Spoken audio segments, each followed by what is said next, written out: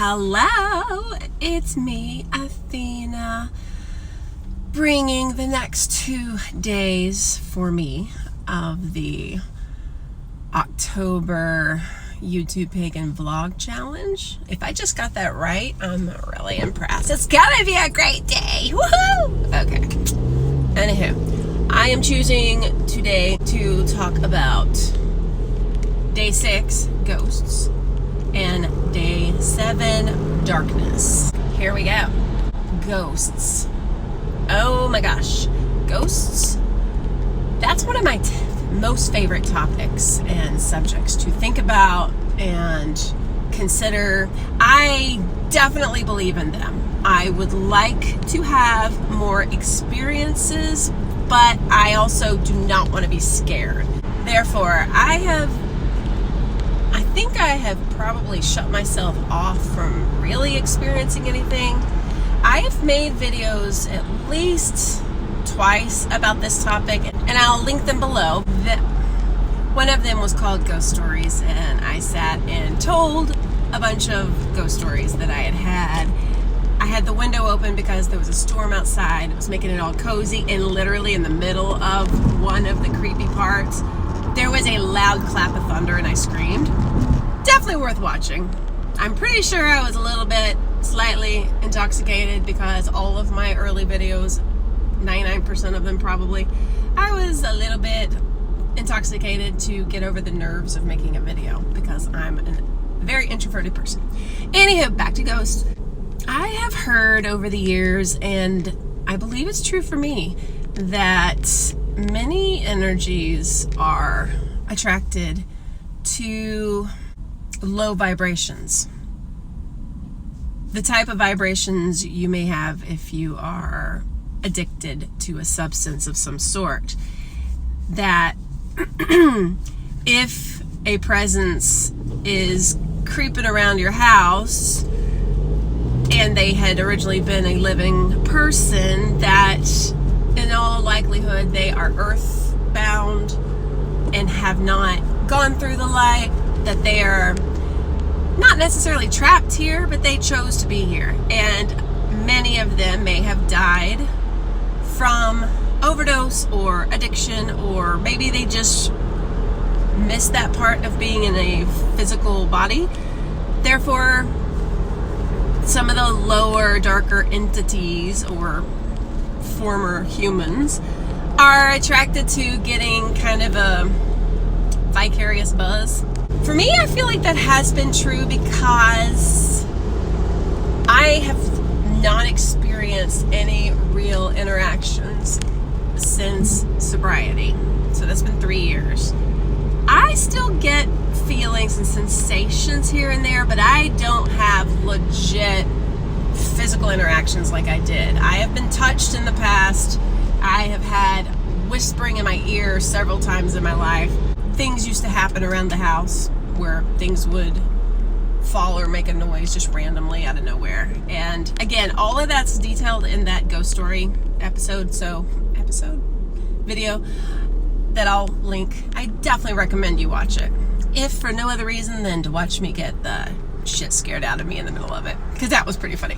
I have felt like whatever spirits used to be in my home, that they have moved on, or that perhaps I am no longer sensitive to it. I don't go to that same place that I used to live in when actively drinking. The majority of my time drinking, I didn't get trashed. That happened occasionally, but I really kind of just maintained a buzz, at least when not at work. And I really think that whatever that vibration is, it made me more perceptive or open or aware of any possible spirits. So maybe now my radio doesn't tune into that station anymore. I will say, honestly, that's how I see or how I view the whole idea of ghosts walking the planet. I live in a place that is pretty active from everything I've heard, stories from people who do see things, it would make sense. This place is high energy. It was a Civil War type area. It was even a Revolutionary War area. So there's been a lot of violence that has happened on this land. The native people who lived here were wiped out. We got a bad history here. So it does not shock me even in the slightest that this place is crawling with spirits. I'm thankful I don't see them on a daily basis, because I really think that would freak me the fuck out. But I do wish I had a switch that I could turn it on sometimes and then turn it back off. And from what I've learned and heard, that's not how it works. You either do see them or you don't. And if you shut down, and by see I actually mean experience them. Not everybody is clairvoyant. Not everybody sees things with their eyes. Sometimes you get a image in your mind, and I have learned that that's pretty damn accurate. I used to think it meant it was just your imagination, but I've learned from taking some online courses, some increasing your psychic ability courses, that these random things that pop into your head aren't really that random. And this actually sounds like something I could use for the next vlog day, which is random thoughts. So maybe I'll table that discussion now. The second video that I'm linking below is, I can't remember the title, but I think it's something having to do with ancestor reunion. That may be it. Without going through the whole entire video again, I'll just say that I attended a 3 or 4 hour seance of sorts with some local mediums who get paid a lot of money for their ability to commune and communicate with the dead.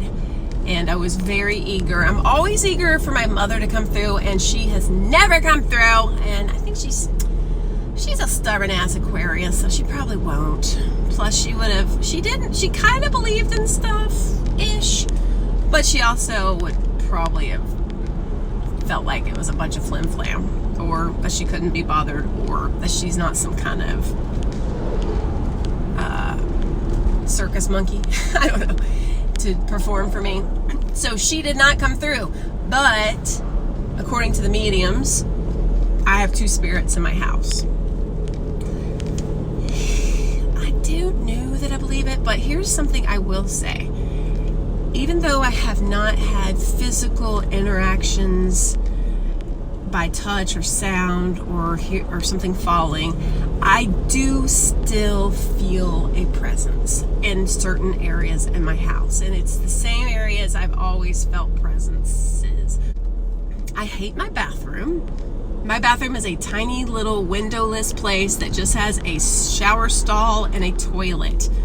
No bathtub. I mean, we have another bathroom with a tub, but in the master bedroom, it's just a tiny little bathroom. And when I'm in the shower, I often feel weird. Obviously in the shower, you're butt naked, right? And that's the way showers are, and you don't notice it. But there are times in the shower that I feel watched, and I feel like there's someone behind me. It's weird.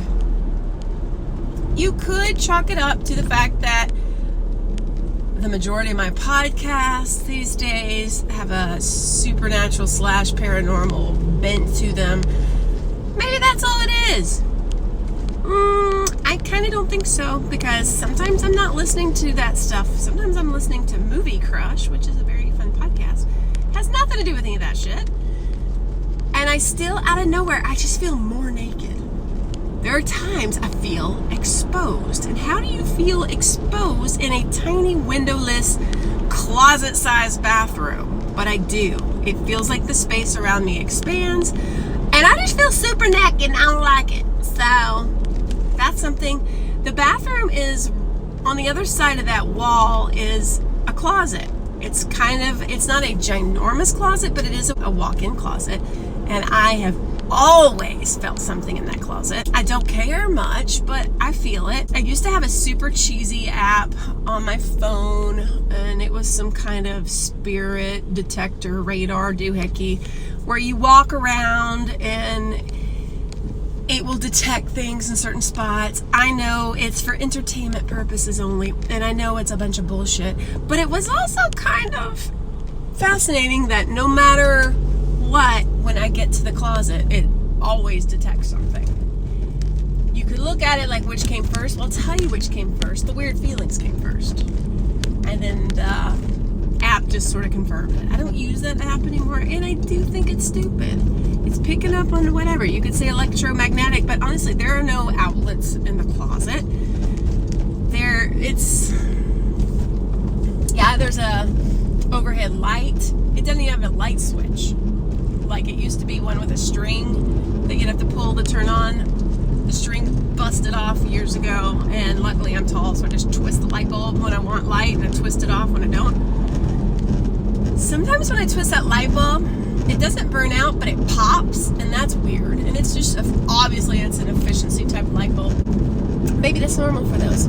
Probably is. In sum, I do believe in ghosts. I do believe I have been physically touched and interacted with ghosts. I don't know if they're still present in my house because it feels safer than it used to, but also I think, like I said, sobriety maybe has shut down my intuition. Some people say that it's the opposite, that you need to be totally sober and like a clean vessel to pick up on vibrations, but in my experience, that's not been the case. Again, in my experience, maybe what I was picking up on was super low vibrations, and I'm not high enough to pick up on the high ones. I don't know. I was going to talk about darkness in this video, but I've already gone on for so long that I think I won't. I don't have as much to say about it anyway. I just be pulling something out my butt, so that don't sound too exciting for anybody. So we're gonna call this done, and I'm still a day late, and I'm always $1 short, but that's okay.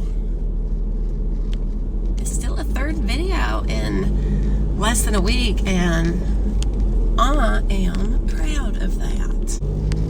Thank you for watching. Have a good day. Please leave comments below about your ghostly experiences. I remember a couple of you have shared in the past that you are super sensitive and experience things all the time. And I'm a little bit jealous and a little bit relieved, because I definitely think if I suddenly could see things or experience things too often, I'd be ready to shut it down. If I can only be open or closed all the time without it changing, I guess I'd rather be closed. I really wanted to recommend some ghostly podcasts. My newest, most favoritist one is called Real Life Ghost Stories. The hosts are amazing. It's a couple, and the woman is Irish. So just listening to her, and she has very colorful language. It's not safe for work or children, but I love when she calls things shite and tells every experience that it can fuck off. I like that. And then the other half of the couple is English, has a very thick accent. I love it. They're fun to listen to. They're entertaining. I think you would really, really like them. The other ones I enjoy, I do still like Two Girls, One Ghost. They are a little chattier than they used to be, and I don't love them quite as much as I used to, but I've learned I just fast forward for the first 5 or 10 minutes of the yammering. And then Jim Harold's Campfire is an oldie but goodie. You also have to fast forward through his overly long commercials. Lord, man, he's thorough. The Big Seance podcast with Patrick Keller. That one's good. There are a number of great spooky podcasts, so check them out. I've only named a couple, and there's a ton more. And thank you for watching. Thanks again. Peace.